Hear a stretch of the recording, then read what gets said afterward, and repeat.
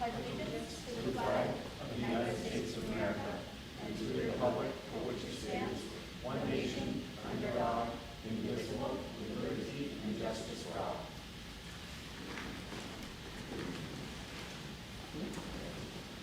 Right, we have one board member zooming in today, and other than that, we have everyone else here. Thanks so much for coming.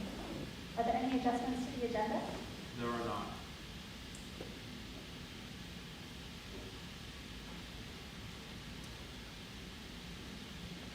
I'll entertain a motion to approve the minutes of the Winthrop School Board meeting of June 20th, 2024, and July 3rd of 2024, the special meeting as written. So moved. Seconded. All those in favor? Do you want to have a moment to vote? No, she's not on yet. Okay, so we have 4-0 vote for approval first and one for absent. Thank you. At this time, I'm wondering if there's anyone in the room who has a public comment or those who are online.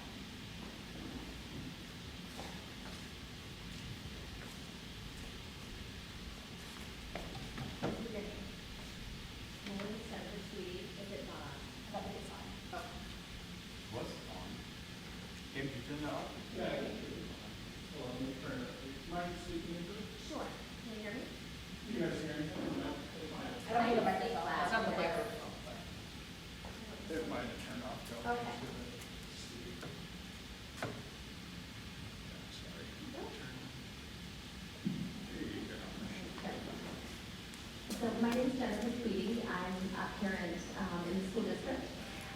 The Winthrop School's strategic plan includes goals for parental involvement. I was pleased to hear discussions at recent school board meetings about soliciting new parents in the grade school for volunteering opportunities and discussion about placing information on the school website. It was concerning to hear the community member at the last meeting discussing safety concerns with allowing people into the school. As a parent, I agree we cannot open the schools up to everyone, but the discussion at the meetings preceding this had been about vetted school volunteers who would pass background checks. The discussion then turned to school shootings by the community member at the last meeting. Certainly vetted volunteers have not been connected to school shootings. In fact, parent volunteers have been shown to increase school safety. In an article published in 2020 reviewing more than 12,000 schools, parent volunteering was associated with less crime and violence. I have the article on my computer. We just lost audio. That might turn back on. I think so. Is the light on? Push it to the, unless it died. Huh. I think it's okay. I'll speak loud. Okay.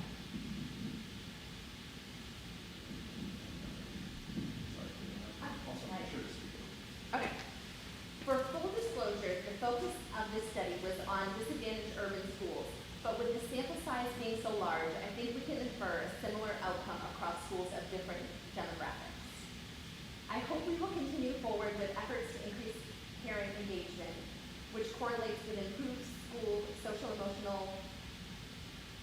improved student social emotional development, improved attendance and academics, lower suspension rates, and increased graduation rates.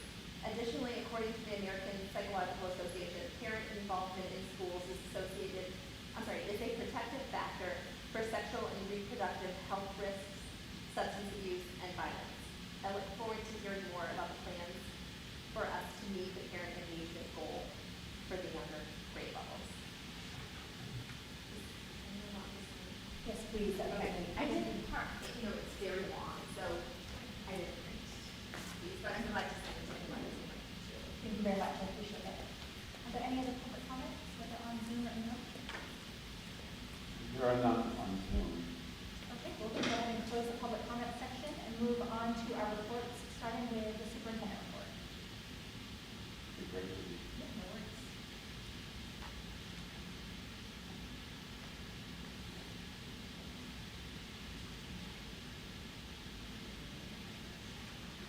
I do want to typically respond, except I do want to say that I just finished doing the administrative team agenda, the draft is out there, and it is our intent to spend quite a bit of time talking about ways to increase parental involvement. I do want you to know that we are hearing what you're saying, we agree. I think it's a little more of a challenge, but it's definitely a goal. So hopefully you hear more about that in the fall. Okay, my report. I sent it out with the packet. Let me just look at it, make sure I cover everything. First of all, obviously, I want to thank, for the record, thank the members of the public who came out in support of the budget. As I had mentioned several times through this process, it was a rather arduous process, and it to be whatever. It was really kind of frustrating, and really appreciate the support. It passed by a 3-1 vote, but that's always hard to judge because special elections have a tendency to have lower voter turnout. Generally favors a positive vote in my experience. So appreciate that. Anyway, Nick Poole, the new finance director, has started. He's working part-time here and part-time in his other job as he's transitioning here. I'm really excited, particularly after what we went through putting the budget together this past year, to have him on board. He's very much a team player, very interested in learning how we want things done and how we want the information presented, and learn to do it that way. And I'm not blaming the person who left the job. It just was hard. It was just incredibly bad timing to have somebody leave, basically when we were putting the budget together. So it was a challenge. As I noted in my report, everything is all set for coverage for me while I'm out of the country. And Megan is here. Megan's essentially going to run the day-to-day stuff. And RSU 30, Superintendent Jay Charette will be the person who Megan or Alicia or Colleen will call if they need to. And I just briefly mentioned that our administrative retreat is coming up week after next.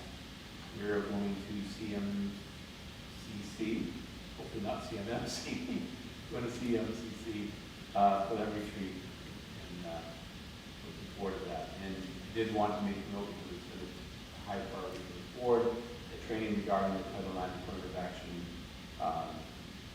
work is on the agenda. I want to spend a little bit of time. The sheet that got sent out to you, the financial report, is not exactly the one I'm working from tonight, but it's what was available at the time.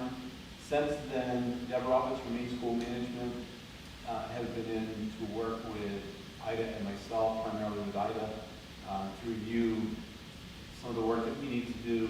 I did mention this in my report, that we had 3 accounts that were overdrawn, and we need to, obviously, we have to make those all whole. And I was just concerned about, I've been saying all along how tight the budget is. Some really good news came out of that, on some areas, and it's great to rely on Deb's expertise, because she looked at the report and said, this doesn't make sense, this doesn't make sense. And there was nothing wrong, it's just a different way, the way that Bernice was encumbering money, kind of skewed the numbers a little bit. But bottom line is this,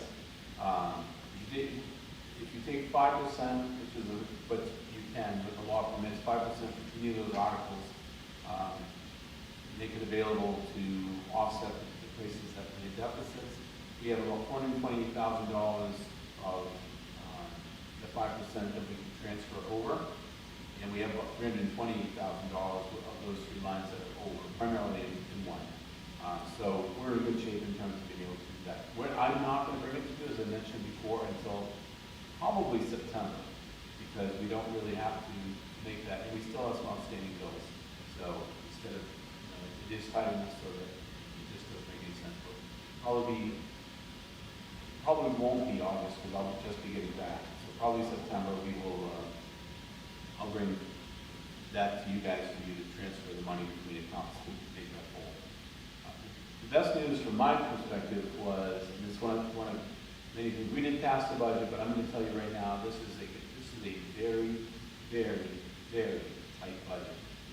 One of the things I was really concerned about was revenues, and one of the revenues I was really concerned about was how much money we carry over from this budget. And it is, we had projected we're gonna carry over 350,000, hoping we're gonna take 350,000 for next year, and at this point it's 361,000. So we're going to do that. That's bad news for Joel in particular, because in the past we've carried over much more than that, and we've been able to allocate some of that to special projects. So we will be whole as a district, but we will not be able to fund other projects. So the good news it is good news overall, but it's exactly as I've been saying, to be very tight. So happy to answer your questions about that after I tell you there are no appointments, resignations, retirements, or transfers. And then just reported on the agenda of the certification committee members. We have obviously people who work with teachers on certification, and they get reported to you who the representatives are. Now, any questions? Thank you, Jen. Does the board have any questions at all? Okay. I was curious, who does the training for the affirmative action Title IX for the retreat? The retreat, it's going to be Alexis. She's been through a number of different trainings now. Primarily what we're going to ask her to focus on is the reporting. Well, we allotted her 2 hours. Well, she needs it, but basically she's going to share all the things that she's learned, and she's going to go to one more training between now and the time of the retreat. And also, with regard to the numbers, I'm glad to hear that we'll be getting stuff in September. Thinking ahead and being proactive with our budget and just having it board us on everything, do you think it's good to have kind of a check-in regularly so that the board members feel or understand how to ask questions and stuff? And this is kind of be proactive for next year. Well, we do this every month. It's the first meeting of every month, when there's only one, is a business meeting, and we always do financial reports. That's great. That's all that I If have. you want to just do some homework on your own, anybody who wants to do any homework on their own, just to check the process, I'll show you, but I'll explain it to everybody else. But the law says that we can transfer up to 5% of any one budget, not balance, the budget. So just, for instance, I'll just read this to you. Article 1 is our biggest article. It's $4,786,242.61. We can legally transfer up to 5% of that amount. 5% of that amount is $239,337. So that would be nice to be able to transfer that amount of money, but we only have 152,000 left, so we can only transfer 150. So I have the numbers prepared, but I'm not. I'm going to wait. It's one of the best pieces of advice that Bernice had given me is to wait. You don't have to do that. You don't have to take that action until we're ready to do the audit. That won't be until October probably. So I don't want to wait till October. I'm just thinking about avoiding another budget issue that we have before. Well, I think you have to talk about two different things. This I've been telling you about all year long. We've had articles that are over, and I made you aware early spring, late winter that we closed the budget. So that's one thing. And what happened in terms of the board's perception of what happened with developing the budget and passing the budget is a different question. A month is now on. Okay, does she have any questions, or is she ready to budget time? All right, if we don't have any more questions, we can move on to the share report, which I do not have a share report prepared today, so we'll skip that. Head into the committee reports. Finance, Did not meet. thank you, Tim. Policy Did not meet. and negotiations. Happy to say, we did not meet. That's very interesting. We have wrapped up our And there are also no administrative reports. I just want to, we go back to negotiations. We haven't met, the teachers are all done, it's ratified, we, you guys did that last meeting. But I have had 2 meetings, with the MEA Uniserv director, one involving the administrative team and questions that they had, and I also met with them in regard to the transportation team to discuss issues that they have. The administrative issue has been resolved, and the transportation one is still pending. The question needs to go to Uniserv director and talk to her attorney about if there are any next steps or what the next steps there might be. Okay. Thank you very much.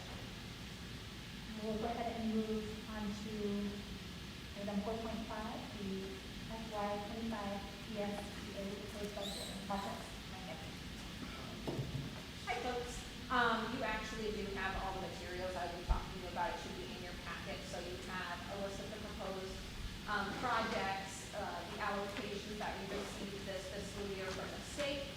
And so I'm happy to go over those very briefly. I also included in there some longitudinal data so we can take a look at that, which traditionally I talked to you about in the summer as well.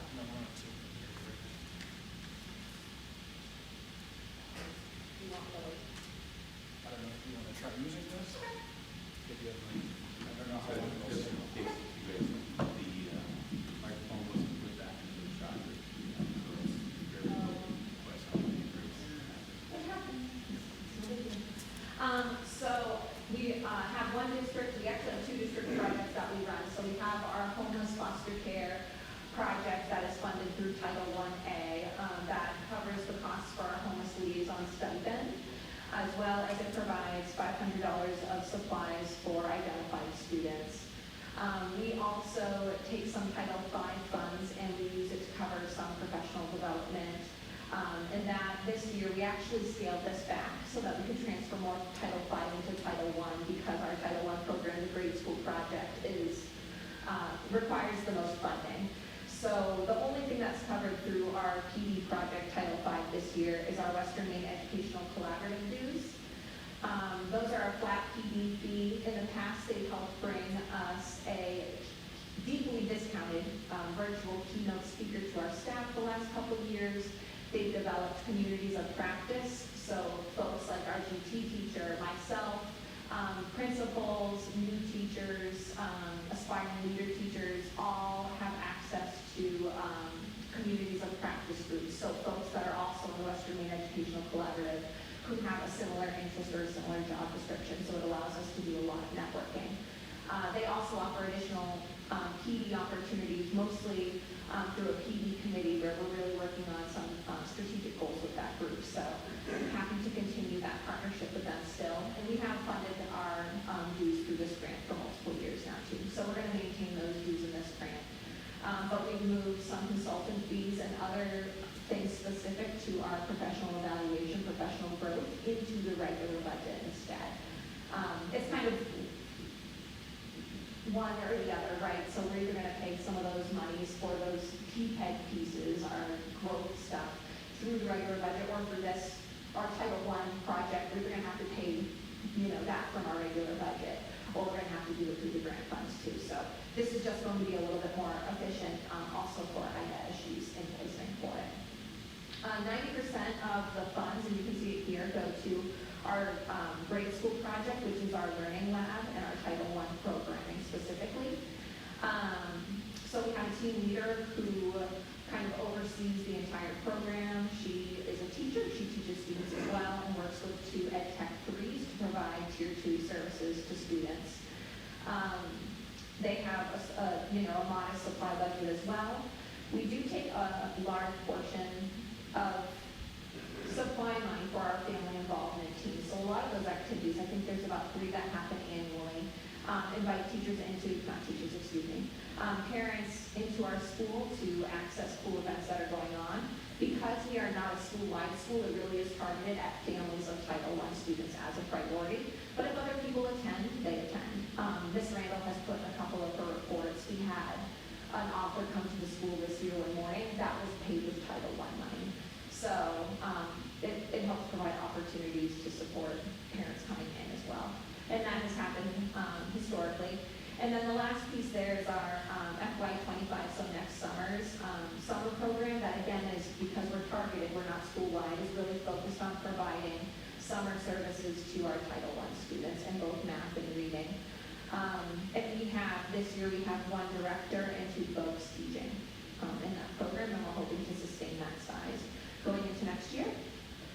As you can kind of see from that worksheet, our budget surpasses our allocations from the state.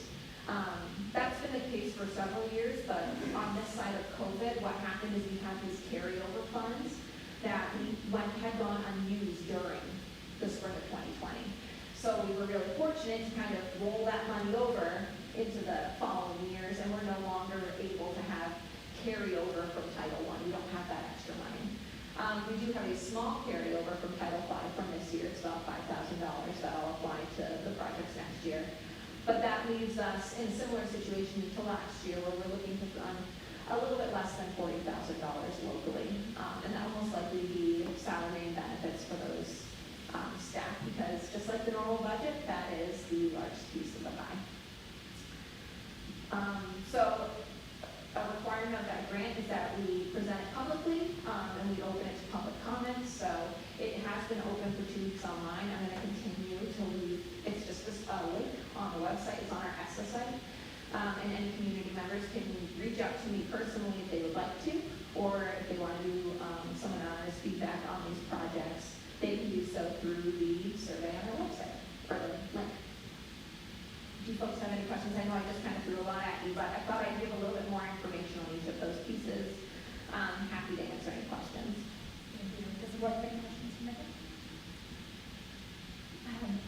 The part that says it's looking to fund locally, is that through the grant that you're hoping to gain? No, that will have to be covered through local funds, so that'll have to be taken from our budget. Okay.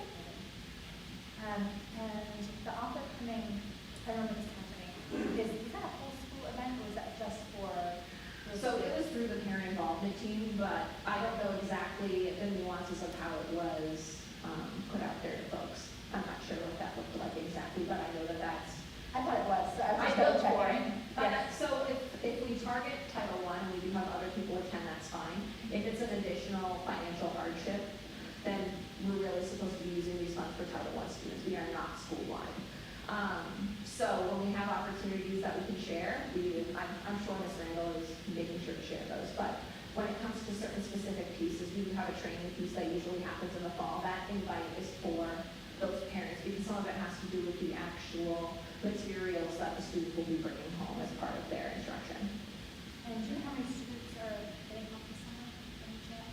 Getting home this summer, I don't offhand. Attendance fluctuates, so the way that Start Plus works is it's here at the grade school. It runs 8 to 12, but students do not stay for all 4 hours. So they're kind of assigned an hour block with similar students needing similar needs, so that teachers can work. All 3 of them end up working with, I think, at the most 2 or 3 students at a time.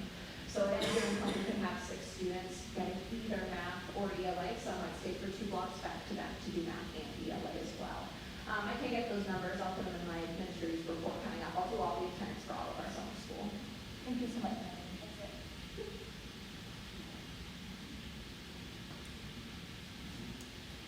All right. I think you're the next person for this as well. It's Megan's turn today. It's the big one. I forgot the one. Okay.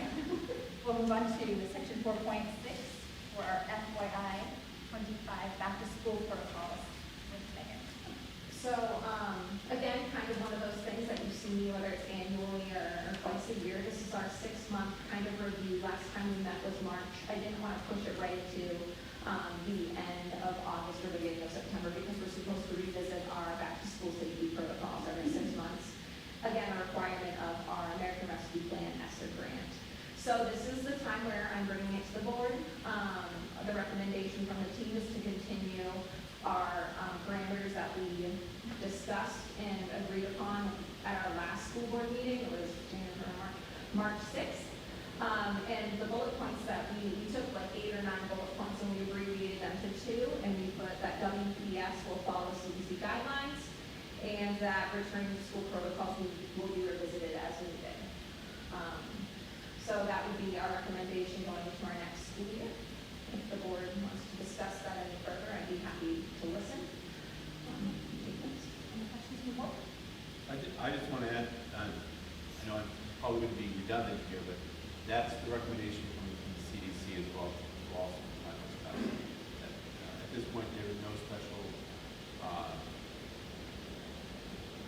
guidance around COVID, so they're back where they were before, which was follow CDC guidelines around issues related to health. And attached to that also is just a brief notification on where we are with our grant process related to our ARP ESSER, so American Rescue Plan ESSER COVID grants. So at this point, we've tied up nearly all of our projects. We are in really, really good shape for the deadline of September 30th for this grant to be fully spent. We're in really, really good shape. We have a project that is recently submitted that I wanted to make the board aware of because it is a change to the grant. I reopened it and I took some funds that were unused and put them in a new project to help to fully fund the literacy grant. So if you remember a few months ago, we were awarded a literacy grant from the DOE, and the conversation was to use it to upgrade, update, and change our Tier 1 instructional materials for reading, writing, and language study. So that was $40,000 to do an overhaul of the grade schools around $90,000. So using some of our budget money this year and the leftover pieces from the ARP, we're able to fully fund a K-5 overhaul of our Tier 1 literacy instruction, which would not have been something we would have been able to do fiscally in 1 year in Winthrop ever. So very excited that we did have kind of these remaining funds budgeting a little bit, aggressively, and as we're tying things up, we're applying it to plans that we already have going into next year. So just wanted to make the board aware that as we're at the end of that grant, I would write a new project, and it's in the works to hopefully getting approved, so that we're able to use those funds to still make an impact with our work going forward. Monica has a question. Yes, because we have a district physician, what is her recommendation for return to school protocol? Have you consulted with her, what does she say? So I have not talked with our district physician specifically because our prior guidance was to follow CDC guidance. And the CDC hadn't really updated anything. In fact, they don't have anything specific on the website as of today. I verified before this meeting that we would do anything necessarily different for COVID at this point. In fact, the guidance for schools is around how you would potentially handle an infectious disease. So I have not spoken with our representative. Alicia, just a follow-up. Since we have a district physician and we're paying a district physician, let's at least consult with the district physician about that. I know we're following CDC guidelines, but I want to know what she has to say as well. Okay, thank you, Monica. Do you have any idea, so when you say the literacy program and updating that, is that curriculum, or is that books, or is that both? So, and this actually overlaps with a memo that I think was also sent out with your packet. When we were made aware of the amount of money and the requirements for the literacy grant, we had a couple options. One of them is that money had to be applied in a way that every student had access to it. So it couldn't be used for intervention because that's Tier 1. Not every student has access to that. It couldn't be used for students who maybe you're already in the Learning Lab program to really boost that. It was meant to have the biggest impact on the most students. So you could use it for instructional materials. You could use it for teacher professional development. So currently at the grade school, and I would say currently because at this point we're making a transition, and it's kind of part of that notification you folks had. We are moving away from Lucy Calkins units of study for reading and writing. There has been some political pieces around that, but at this point that is recognized as a program that is not based in the science of reading. So it was a pretty easy decision for myself and Jolene to say, let's take advantage and look at the Tier 1, so what teachers are using to teach reading, writing, and language study. So that conversation started probably in January. We had a meeting with one sales rep in February, and the feedback from the teachers was that they really wanted to do an overhaul of looking at multiple representatives. So I built a committee, and we met every week for between 6 and 8 weeks. And we did what would be a full year literacy review in a month and a half. And they decided on splitting, because we have such different needs, K2 and 3-5.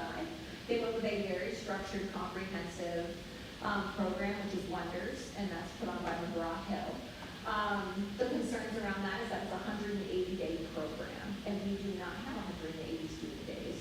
So in addition to providing some implementation professional development provided by the company, we're looking at bringing teachers in for at least a half day of work to do some pacing before school even starts and paying them for that. So that's part of that plan, not funded by the grant, but funded with our other money. So that's our K2 plan, is to kind of look at that pacing and see where we can prioritize our learning needs based on the students that we have.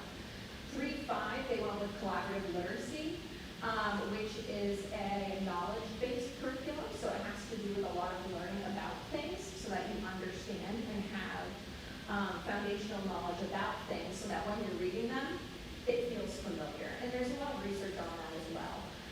It's not as comprehensive, so our K2 felt really uncomfortable knowing that they really wanted something that was going to provide them with all of the differentiated spelling and differentiated level readers. And our upper grade teachers felt very strongly about having access to real books and chapter books, and not feeling like they have to use an anthology, which is what Wonders works out of, which short reading makes is much more developmentally appropriate for some of our younger kiddos. So they went in that direction, which means we're having another professional development. They're going to do a similar activity. However, collaborative literacy is a 150-day program. So that already aligns nicely with kind of our first 6 weeks of school, where we're really working on structures and building relationships, and then building into that rigor. So both groups, well, was one group, very teacher-driven, so proud of the work that people put in. And it was a lot of work. We ended up doing virtual site visits with multiple schools for each of the vendors we had looked at. It was a lot of work for them as well. So I'm very appreciative that in February, they were excited to have the opportunity to get the materials. And they really dug in. So it was really wonderful. Yes, I do.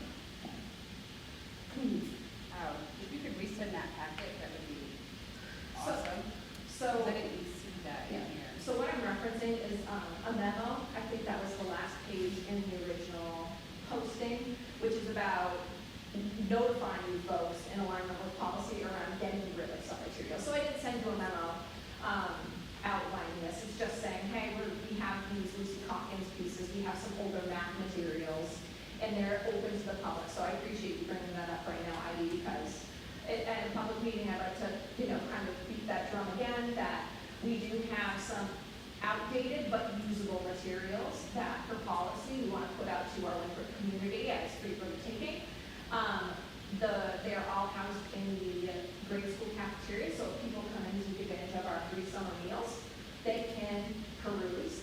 Ms. Randall is happy to be there to talk to anybody about anything. If that is not a convenient time for folks, they can feel free to reach out to her or myself, and we can connect people with looking at those materials that are there. So I apologize if that was unclear. I just had briefly mentioned that we had made the decision around instructional materials. So. Okay, my other question, is it possible we can get a sample of both those programs for that curriculum? Yeah, so we do have samples for sure that teachers were using for part of their review. If you had specific grade levels, or if you wanted me to just do like first grade because it's in the middle of K2, and fourth grade materials because it's in the middle of 3-5, I'd be happy to leave those. It might take a couple days because teachers took them home. I'm not sure if we'll be able to get them handy dandy, but as they're delivered, I'm also happy to do that, and happy to sit with you folks or anyone else to discuss how we came about those decisions. A requirement of that literacy grant as well is that we have to have research base for the programs that we're choosing.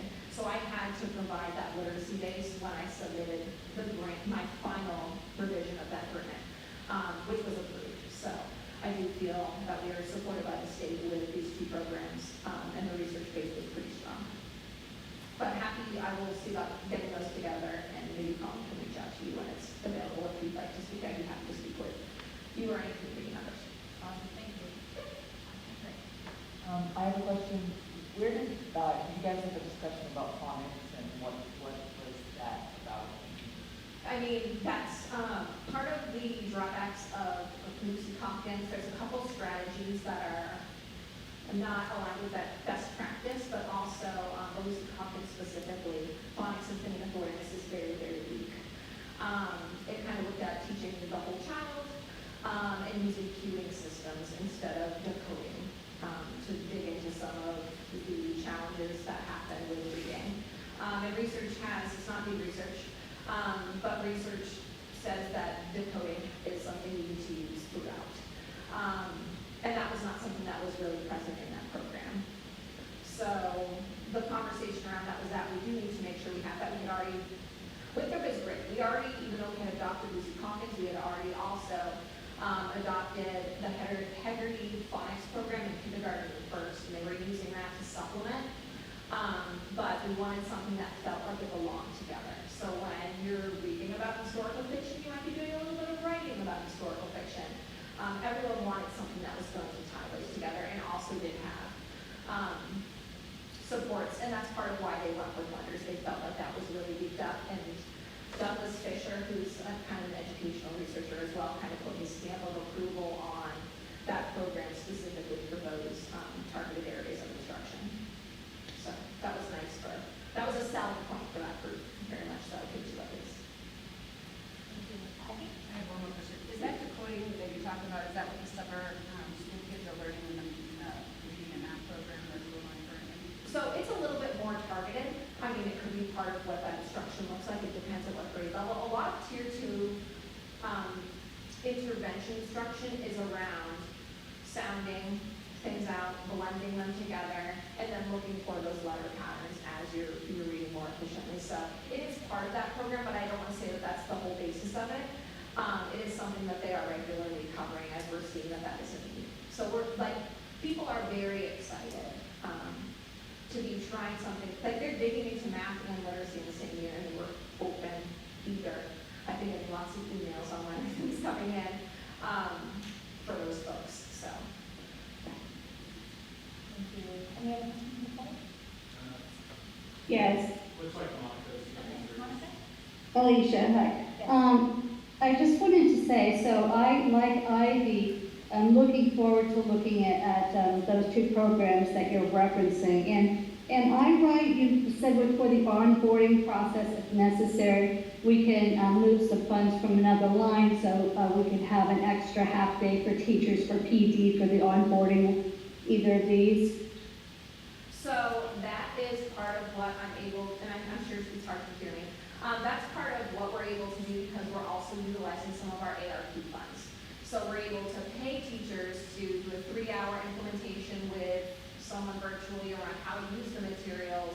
And then I can't require it because it is summer work, but I've also offered to pay teachers for a half day to come in and look at pacing, implementation, and think about that horizontal alignment across the grade levels. So we're looking at doing that towards the end of August so that people still have time with their families away from school, able to reset and recharge, but also trying to make this time available. So yes, Monica, we do have that, and we have it budgeted. We found a way. Okay, yeah, I just wanted to follow up with that. That seems really, I think that's great. It seems surprising and bewildering when I think back just a couple months ago when we had parents begging us for a second spring conference.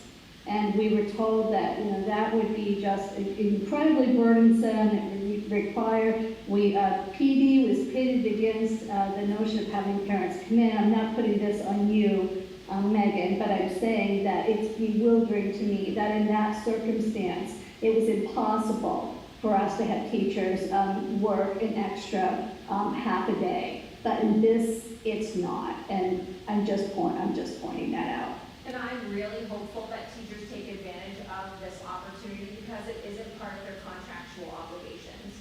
So they will be paid, it's $30 an hour. That is not what they would normally be paid.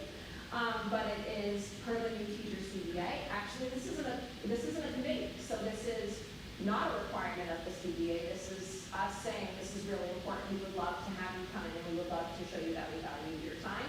But it's not a requirement, so I do have a little bit of nervousness around, will we have enough involvement to make this implementation worthwhile? Otherwise, I will be videoing and asking people to watch it on their own time.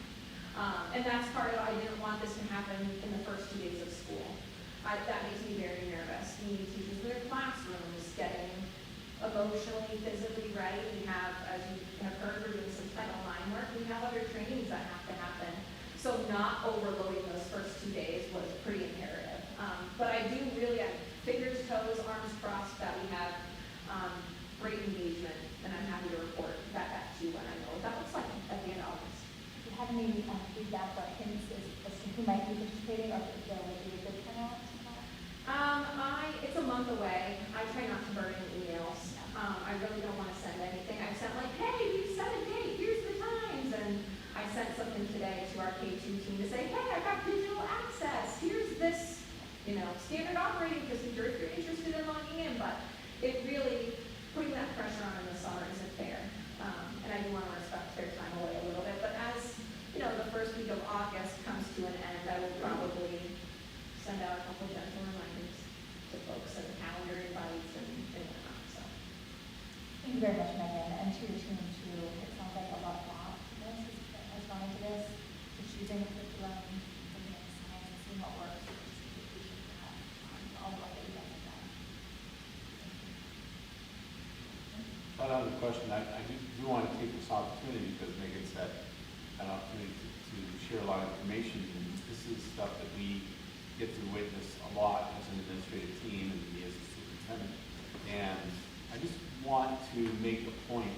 I think, and I don't want to go too far down the rabbit hole, but Megan has done an amazing job in like top tier, managing the ESSER funds.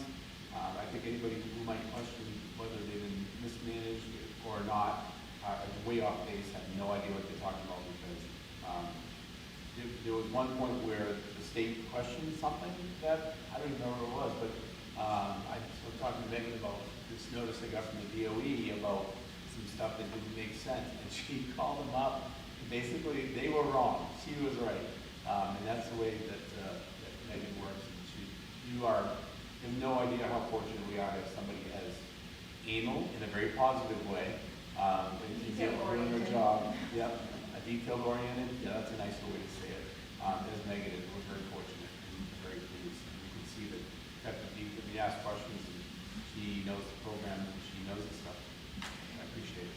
And one quick thing, again, a requirement of that in our return to school protocol, if you go down on that page, it also outlines all of the programs and what years they've been implemented, as well as descriptions for ESSER 1, 2, and 3. So that is all public information. It has been public information as a requirement of those grants multiple years ago. So that is it isn't updated with the project I'm telling you about right now, because now I can update it. But that is all information on our website, Safe Return to School Protocol website page, if anyone has any curiosities.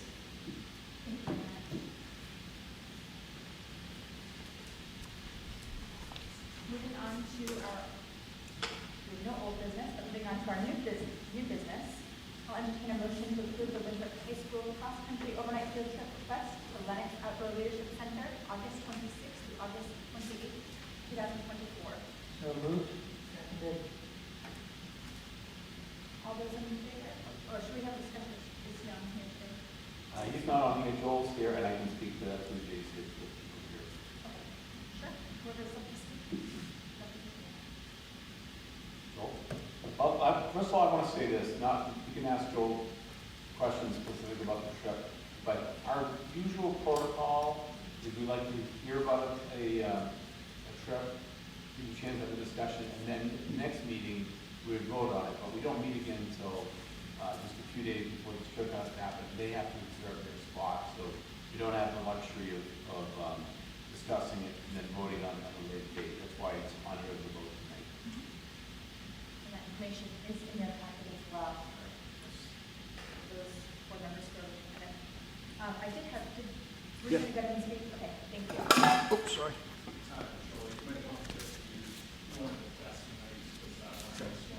We have a free one here.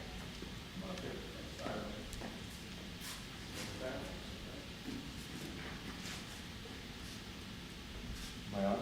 Okay. No?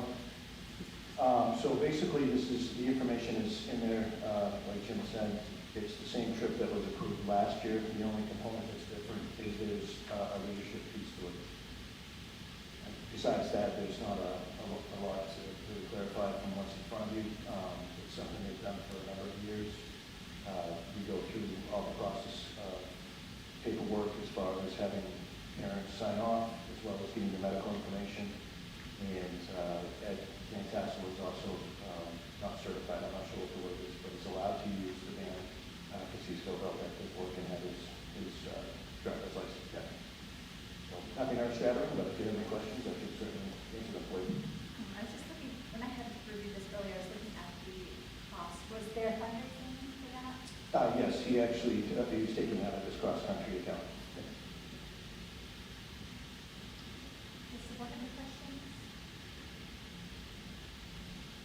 Joseph? I can speak to it. It really is very helpful for the team to make bonding and stuff, straight to get active, get together, and have a fun experience before the school year starts.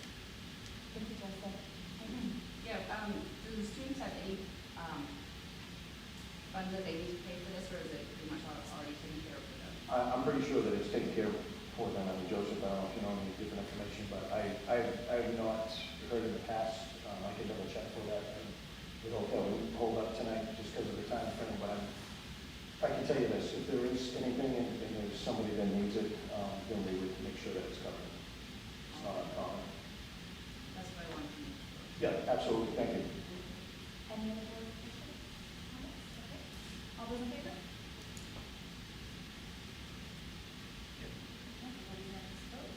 Great, thank you very much. That's okay, it stays on. So we training on that?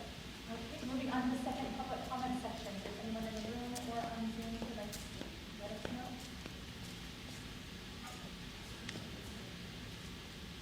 Okay, we're good. Close the public comment section. And are there any school board comments? Okay. Are there any additional or ideas for additional agendas, future agendas by board members? This time? Yes, Alicia? Yes.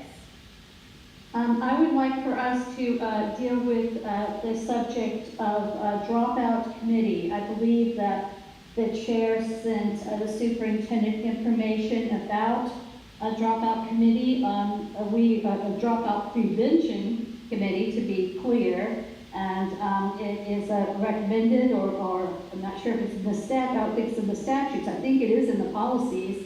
But I want to talk about that and make sure that we've got something going for next year. Thank you, Monica. We'll add that to the agenda. Thank you. Any other